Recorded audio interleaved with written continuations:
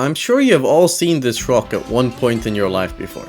This is the Black Stone, which is a sacred object enshrined in the Kaaba, and it is believed to have come from heaven. For centuries, it has been a symbol of deep spiritual significance for Muslims worldwide, making it a central part of the Hajj pilgrimage. For Muslims, the Black Stone represents a connection between the earthly and the divine. Many Muslims believe that the Black Stone absorbs the sins of those who touch it, and that it was originally white, but it has been blackened from thousands of years of received sins. Well, in 930, it was about to be stolen by none other than Persian warlord Abu Tahir al-Janabi. Now, Abu Tahir was no simple man. His father, Abu Sa'id, was a tribal leader who had initiated the militarization of the so-called Qarmatians near Bahrain. Their family would make a living by raiding nearby convoys traveling to Mecca, which resulted in them eventually gaining a large amount of followers. By the time Abu Tahir came into power, the Qarmatians had a massive army, and he would of course use this army to continue his father's tradition by raiding nearby cities and pilgrims that were heading to Mecca.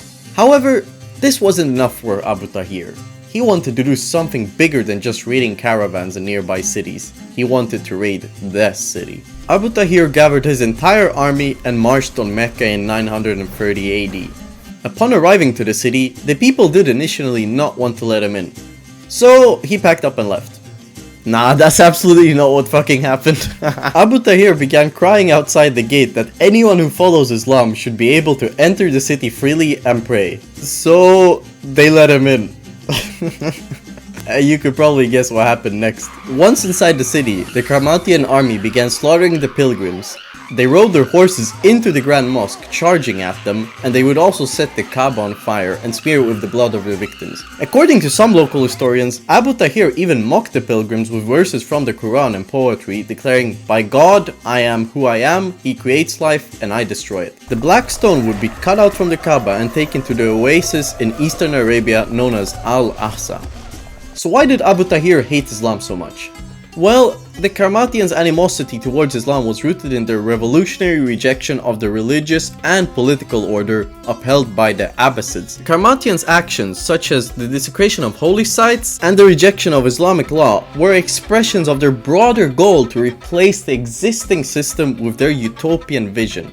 This was less about hatred for Islam and more about opposition to the version of Islam that legitimized the ruling powers. The Qarmatians have even been mentioned as one of the first communist states by some historians. They were of course Muslim historians, but that's beside the point. So what happened to the stone? Well, Islamic representatives would keep asking Abu Tahir to give the stone back, but he was like, nope, I'm keeping it. Abu Tahir eventually died in 944 at the age of 38 from smallpox, which is very early even for the 10th century.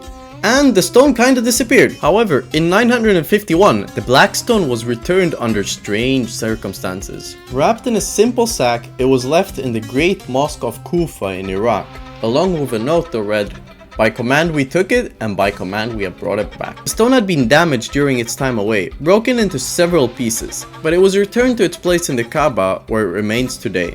The story of the Black Stone theft is one of the most unusual chapters in Islamic history, not only because it was thought of as unthinkable because it was surrounded by millions of Muslims, but it was also done during the existence of one of the most powerful Islamic empires.